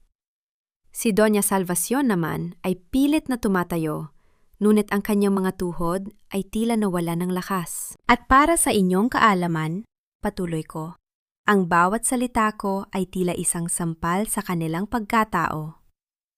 Ang gusaling ito, ang mga upuang kinauupuan ninyo, at ang pangalang Alvarado na inyong ipinagmamalaki, lahat yan ay nakasangla sa aking pamilya. Hindi kayo ang may-ari ng kumpanyang ito. Kayo ay mga empleyado lamang na matagal ko nang binigyan ng pagkakataong magbago, ngunit pinili ninyong maging mga anay. Isang stockholder ang tumayo. I've seen enough. I move for a vote of no confidence against Leandro Alvarado as CEO and Doña Salvacion as board chairperson. Seconded. Sabay-sabay na sagot ng iba pang mga miyembro. Flora, please, we're family. Sigaw ni Leandro. Lumuhod siya sa sahig habang pilit na inaabot ang dulo ng aking blazer. Ang kanyang mga mata ay puno ng luha ng buwaya. Ngunit wala na akong nararamdamang kahit ano para sa kanya. Family? Tanong ko habang dahan-dahang inaalis ang kanyang kamay sa aking damit. Ang pamilya ay hindi nagnanakaw sa isa't isa. Ang pamilya ay hindi dinudukot ang sariling apo. Leandro, ang tanging relasyon natin mula ngayon ay ang pagitan ng isang biktima at ng salarin sa harap ng hustisya. Pumasok ang mga security guards kasama ang mga pulis na naghihintay sa labas. Ang tunog ng paglock ng mga posas sa mga pulso ni Leandro at Doña Salvacion ay tila isang musika sa aking pandinig. Ang bawat hikbi ng aking biyenan at ang bawat pagmamakaawa ni Leandro ay tila mga huling nota ng isang sirang kanta. Bago sila tuluyang mailabas ng silid, lumingon ako sa kanila sa huling pagkakataon. By the way, Leandro, ang boses ko ay puno ng mapait na tamis. Ang DNA test na sinasabi mo sa video, huwag kang mag-alala. Si Liam ay tunay mong anak, at iyon ang magiging pinakamalaking parusa mo. Ang malaman na ang tanging magandang bagay na nagawa mo sa buhay mo ay kinuha mo sa sarili mo dahil sa iyong kasakiman. Nang masara ang pinto, huli akong naupo sa dulo ng mesa. Ang mga stockholders ay isa-isang tumayo at sumaludo sa akin. Ang kumpanya ay nasa ilalim na ng aking ganap na kontrol. Ang bagyo ay lumipas na, at ang reyna ay muling nakaupo sa kanyang trono. Hindi dahil sa swerte, kundi dahil sa kanyang sariling lakas. Let's get back to work, sabi ko. May kumpanya tayong kailangang linisin. Ang bawat sulok ng opisina ng CEO ay tila nababalot pa rin ng amoy ng mamahaling tabako ni Leandro at ang masangsang na amoy ng kasinungalingan. Pagpasok ko, ang unang ipinagawa ko sa mga maintenance staff ay ang pagpapalit ng lahat ng gamit, mula sa mabigat na lamesang nara hanggang sa mga kurtinang naging saksi sa kanilang mga madidilim na plano. Gusto ko ng bagong simula Isang espasyong malinis at walang bahid ng dumi ng nakaraan. Naupo ako sa aking bagong upuan. Ang lamig ng leather ay tila nagpapaalala sa akin na ang tagumpay ay may kaakibat na pananagutan. Sa harap ko ay ang mga report ng pagbagsak ng stock ng Alvarado Group sa merkado. Isang hamon ito, ngunit alam kong kayang-kaya kong itama ang bawat mali. Ma'am Flora, may naghihintay po sa inyo sa labas. Ulat ni Catalina habang inilalapag ang isang baso ng tsaa sa aking lamesa. Si Serafina po, nagmamakaawang makausap kayo. Papasukin mo siya. Ang boses ko ay kalmado. Walang halong galit o awa. Pumasok si Serafina na tila isang anino ng dating niyang sarili. Ang kanyang buhok na dati ay laging maayos ay gulo-gulo at ang kanyang mga mata ay lubog sa puyat at pag-iyak. Wala na ang mamahaling alahas at designer bags. Ang suot niya ay isang simpleng damit na tila galing sa isang ukay-ukay. Flora, please. Ang kanyang boses ay nanginginig, halos pabulong na. Wala na akong matuluyan. Binawi na ng bangko ang kondo. Ang lahat ng account ko ay naka-freeze. Kahit pangkain, wala na ako. Alam ko, nagkasala ako sa iyo. Pero naging kaibigan mo rin naman ako, di ba? Tiningnan ko siya ng matagal. Hindi ko nakikita ang isang kaaway, kundi isang babaeng nilamon ng sarili niyang ambisyon. Naging kaibigan kita, Serafina. At iyon ang dahilan kung bakit hindi kita ipinakulong kasama ni Leandro. Sabi ko habang dahan-dahang itinitimpla ang aking tsaa. Ang bawat galaw ko ay sadyang mabagal upang maramdaman niya ang bigat ng bawat segundo. Pero huwag mong asahan na bibigyan kita ng pera. Ang bawat sentimong hawak ko ay galing sa pawis ko. At hindi ko yon gagastusin sa isang taong tinangkang sirain ang buhay ko. Anong gagawin ko? Saan ako pupunta? Hikbi niya. Ang kanyang mga tuhod ay tila bibigay na sa bigat ng kanyang pagkatalo. Gamitin mo ang talinong ginamit mo sa panloloko para magtrabaho ng marangal. Sagot ko ng walang kurap. Huwag kang mag-alala, hindi kita hahabulin sa korte kung aalis ka na sa bansang ito at hindi na muling magpapakita sa amin ni Liam. Yan ang huling tulong na makukuha mo sa akin bilang dating kaibigan. Nang makaalis si Serafina, dumiretso ako sa presinto upang harapin ang huling piraso ng aking nakaraan. Ang amoy ng antiseptic at luma na bakal ay sumalubong sa akin sa detention cell. Doon, nakita ko si Leandro. Nakaupo siya sa isang sulok. Ang kanyang mamahaling suit ay punong-puno na ng lukot at dumi. Pagkakita niya sa akin, mabilis siyang tumayo at lumapit sa mga rehas. Ang kanyang mga kamay ay mahigpit na kumapit sa malamig na bakal. Ang kanyang mga mata ay puno ng desperasyon. Flora! Alam kong hindi mo ito magagawa sa akin. Mahal mo ako, di ba? Ang kanyang boses ay tila isang sirang plaka. Pilit na humahanap ng emosyon sa aking puso na matagal na niyang pinatay. Para kay Liam, ilabas mo ako rito. Sasabihin ko sa lahat na nagkamali lang ang board. Pwede tayong magsimula muli. Mumiti ako ng napakanipis, isang ngiting puno ng pait. Mahal kita, Leandro, noon, pero ang lalaking minahal ko ay isang ilusyon lamang na ginawa ko sa isip ko. Ang lalaking nasa harap ko ngayon ay isang estranjero na nagnakaw sa asawa niya at nandukot sa sarili niyang anak. Ginamit lang ako ni Mama. Siya ang may kasalanan ng lahat. Sigaw niya. Pilit na isinisisi sa iba ang sarili niyang kahinaan. Ang isang tunay na lalaki ay may sariling paninindigan, Leandro. Pero ikaw? Ikaw ay isang sunod-sunuran na nabulag ng pera. Sabi ko habang dahan-dahang tumatalikod sa kanya. Huwag kang mag-alala tungkol kay Liam. Lalaki siyang alam ang katotohanan na ang kanyang ama ay isang babala, hindi isang halimbawa. Flora! Huwag kang umalis! Flora! Ang kanyang mga hiyaw ay umaalingaw sa pasilyo, ngunit hindi ko na siya nilingon. Ang bawat sigaw niya ay tila isang hanging lumipas. Walang bigat, walang saysay. Bumalik ako sa aking sasakyan at huminga ng malalim. Naramdaman ko ang isang uri ng gaan sa aking dibdib na matagal ko nang hindi nararamdaman.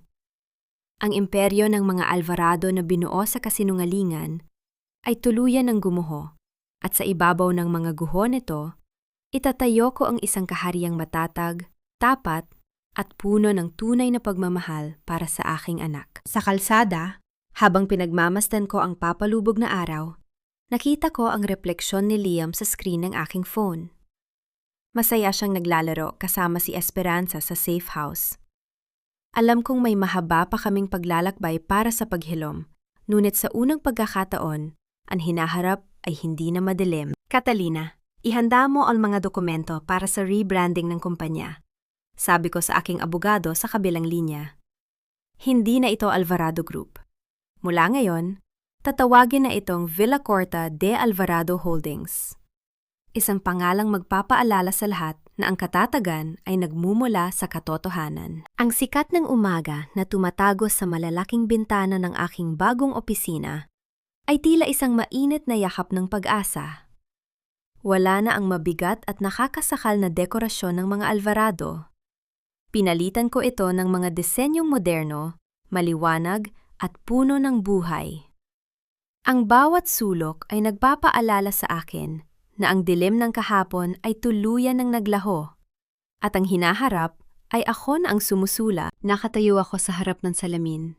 Inaayos ang aking puting blazer. Ngayon, ang araw ng malaking press conference para sa rebranding ng kumpanya. Hindi na lamang ito tungkol sa pagsasalba ng negosyo, ito ay tungkol sa pagpapahayag sa buong mundo na ang hustisya ay may sariling paraan ng pagbabalik. Ma'am Flora, handa na po ang press sa main hall. Ang boses ni Catalina ay mahinahon, ngunit puno ng kagalakan habang iniaabot sa akin ang isang huling file. Ang lahat ng major news outlets ay narito. Gusto nilang makita ang mukha ng babaeng nagpabagsak sa isang dinastiya at nagtayo ng isang bagong imperyo. Salamat, Catalina. Tara na. Sagot ko nang may tiwala sa sarili. Habang naglalakad kami sa hallway, ang tunog ng aking mga takong sa makintab na sahig ay tila isang matatag na ritmo ng tagumpay. Pagpasok ko sa hall, ang nakasisilaw na liwanag ng mga kamera ay tila mga bituin na sumasabog sa aking harapan. Ang bawat kislap ay hindi na nadudulot ng kaba, kundi ng kumpirmasyon na ako ang reyna ng aking sariling tadhana. Good morning everyone, simula ko. Ang aking boses ay umaalingaw-ngaw ng may otoridad sa buong silid. Today we are not just changing a name, we are changing a culture. Ang Villacorta de Alvarado Holdings ay itinatag sa pundasyon ng integridad, katapatan at profesionalismo, mga bagay na matagal nang nawala sa dating pamunuan. Isang reporter ang tumayo. Miss Flora, marami ang nagtatanong, ano na po ang mangyayari kay Leandro at Doña Salvacion? Numiti ako ng napakanipis, isang ngiting walang bahid ng poot. Sila ay nasa ilalim na ng pangangalaga ng batas. Ang kanilang mga aksyon ay may kaakibat na pananagutan. At hayaan na natin ang korte ang magdesisyon sa kanilang kinabukasan. Ang focus ko ngayon ay ang aking anak, ang aking mga empleyado, at ang paglago ng kumpanyang ito. Matapos ang conference, dumiretso ako sa labas ng gusali kung saan naghihintay ang aking sasakyan. Ngunit bago ako sumakay, hiniling ko sa aking driver na dumaan muna sa lumang mansyon ng mga Alvarado sa huling pagkakataon. Ang mansyon ay tila isang malaking libingan ng mga alaala. Ang mga gate na dati ay simbolo ng kapangyarihan ay meron na ngayong karatula na for sale. Bumaba ako ng sasakyan at tumayo sa labas ng bakod. Ang katahimikan ng lugar ay tila isang kumpirmasyon na ang sumpa ng pamilyang iyon ay naputol na. Naisip ko sina Leandro at Salvacion na ngayon ay nagdurusa sa lamig ng rehas at sa bigat ng kahihiyan. Ang kanilang pagbagsak ay hindi ko ginusto dahil sa simpleng paghihigante, kundi dahil kailangan nilang matutunan na ang bawat masamang gawa ay may hangganan. Gumalik ako sa sasakyan at nagtungo sa aming bagong tahanan. Isang modernong bahay sa itaas ng burol, malayo sa ingay at gulo ng lungsod. Pagbaba ko, sinalubong ako ng masayang tawa ni Liam. Tumatakbo siya sa malawak na damuhan, kasunod si Esperanza, na tila natutunan na ring numiti muli. "Mama!" sigaw ni Liam habang yumayakap sa aking binti. Binuhat ko ang aking anak at hinalikan ang kanyang noo. Ang kanyang tawa ay ang pinakamahalagang musika na narinig ko sa buong buhay ko. Sa mga sandaling ito, naramdaman ko ang tunay na kaginhawaan ng loob. Hindi ang pera, hindi ang posisyon, kundi ang kaligtasan at kaligayahan ng aking anak, ang tunay kong tagumpay. "Ma'am Flora, may nagpadala po ng mga bulaklak para sa inyo," sabi ni Esperanza. Itinuturo ang isang malaking bouquet ng puting lila sa lamesa sa garden. Walang pangalan, pero may kasamang card. Kinuha ko ang card. Nakasulat doon, "Para sa reynang nagwagi sa sarili niyang digmaan. Isang karangalan na masaksihan ang iyong pagbangon." Tumingin ako sa malayo, sa abot tanaw kung saan ang araw ay dahan-dahang lumulubog, nagbibigay ng kulay kahel at lila sa langit. Hindi ko alam kung sino ang nagpadala, ngunit naramdaman ko na ang mundo ay unti-unting nagbubukas ng mga bagong pintuan para sa akin. Naupo ako sa damuhan kasama si Liam, pinapanood ang pagsabog ng mga kulay sa langit. Ang hangin ay sariwa at ang katahimikan ay puno ng kapayapaan. Naisip ko ang lahat ng pinagdaanan ko. Ang sampal, ang taksil na yakap, ang pagnanahaw sa aking dangal. Lahat ng iyon ay nagsilbing apoy na nagpatigas sa aking pagkatao. Huminga ako ng malalim. Dinadamdam ang bawat sandali ng kalayaan. Ang aking kwento ay hindi natatapos sa isang simpleng paghihigante. Ito ay nagsisimula sa isang bagong yugto kung saan ang bawat desisyon ay akin, ang bawat tagumpay ay para sa aking anak, at ang bawat umaga ay puno ng pag-asa. Inayos ko ang pagkakahawak kay Liam at tiningnan ang malawak na lupain sa aking harapan.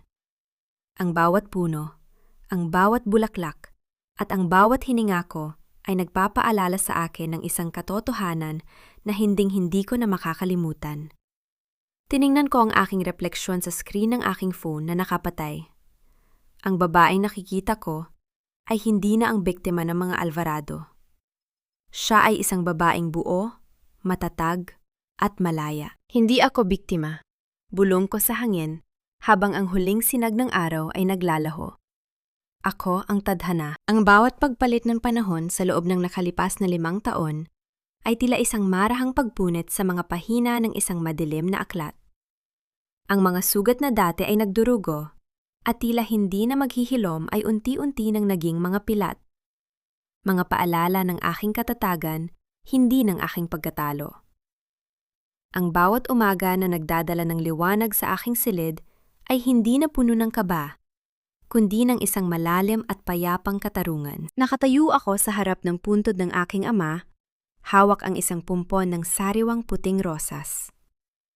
Ang amoy ng basang damo at ang malamig na simoy ng hangin sa sementeryo ay nagbibigay ng isang uri ng katahimikan na tanging ang mga taong nakamit na ang tunay na kalayaan ang makakaunawa.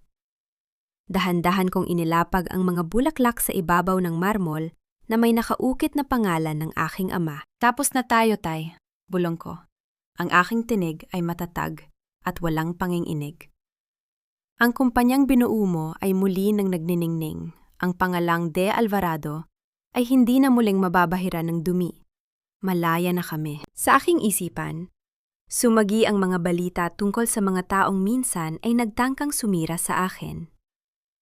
Si Doña Salvacion ay pumanaw na sa loob ng infirmary ng bilangguan, isang malungkot at madilim na pagtatapos para sa isang reynang walang dinalang, kahit ano sa kanyang hukay, kundi ang kanyang sariling puot. Si Leandro naman ay nananatiling nakakulong, isang anino ng dati niyang sarili, na ang tanging libangan ay ang sumulat ng mga liham na kailanman ay hindi ko binuksan. At si Serafina? Balita ko ay namumuhay siya sa isang maliit na probinsya. Nagtatrabaho ng marangal, ngunit lading nakatungo ang ulo sa tuwing naririnig ang aking pangalan sa balita. Hindi ko masasabing pinatawad ko na sila sa paraang gusto ng mundo. Ang pagpapatawad para sa akin ay hindi ang pagyakap muli sa mga taong tumaksil sa akin.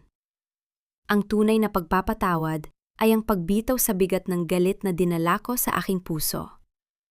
Pinatawad ko sila dahil hindi na sila mahalaga.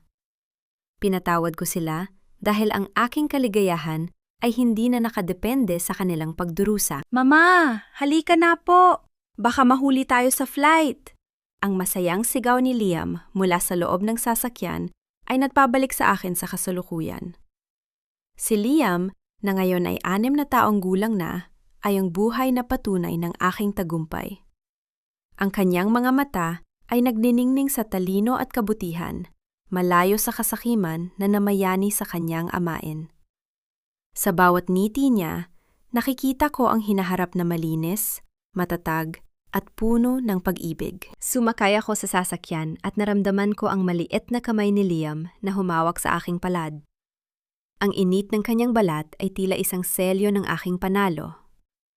Ang aming biyahe ay hindi na patungo sa isang digmaan, kundi patungo sa isang bakasyon na matagal naming ipinagkait sa aming sarili. Habang binabaybay namin ang kalsada palabas ng sementeryo, tiningnan ko ang malawak na abot tanaw. Ang langit ay kulay asul, walang bakas ng nagbabadyang bagyo. Ang Villa Corta de Alvarado Holdings ay nasa mabuting kamay ni Catalina habang wala ako, at ang bawat empleyadong dati ay natatakot ay meron na ngayong dangal sa kanilang pagtatrabaho. Natutunan ko na ang tunay na lakas ng isang babae ay hindi nasusukat sa kung gaano karaming sampal ang kaya niyang tanggapin ng tahimik. Ang tunay na lakas ay nasa kakayahan niyang tumayo sa gitna ng mga guho, ayusin ang kanyang korona, at itayo ang isang bagong kaharian sa kanyang sariling mga tuntunin. Ang paghihiganti ay matamis sa simula, ngunit ang tunay na kapayapaan ay ang pinakamasarap na bunga ng tagumpay. Sa bawat babaeng nakikinig sa aking kwento, nawa ay maalala ninyo. Ang inyong halaga ay hindi itinatakda ng taong tumalikod sa inyo. Kayo ang arhitekto ng inyong sariling tadhana. Huwag kayong matakot sa apoy, dahil ang ginto ay dinadalisay sa gitna ng matinding init. Isinandal ko ang aking ulo sa upuan ng sasakyan at ipinikit ang aking mga mata. Ang tunog ng masayang pagkukwento ni Liam tungkol sa kanyang mga laruan ay naging musika sa aking pandinig. Wala na ang takot.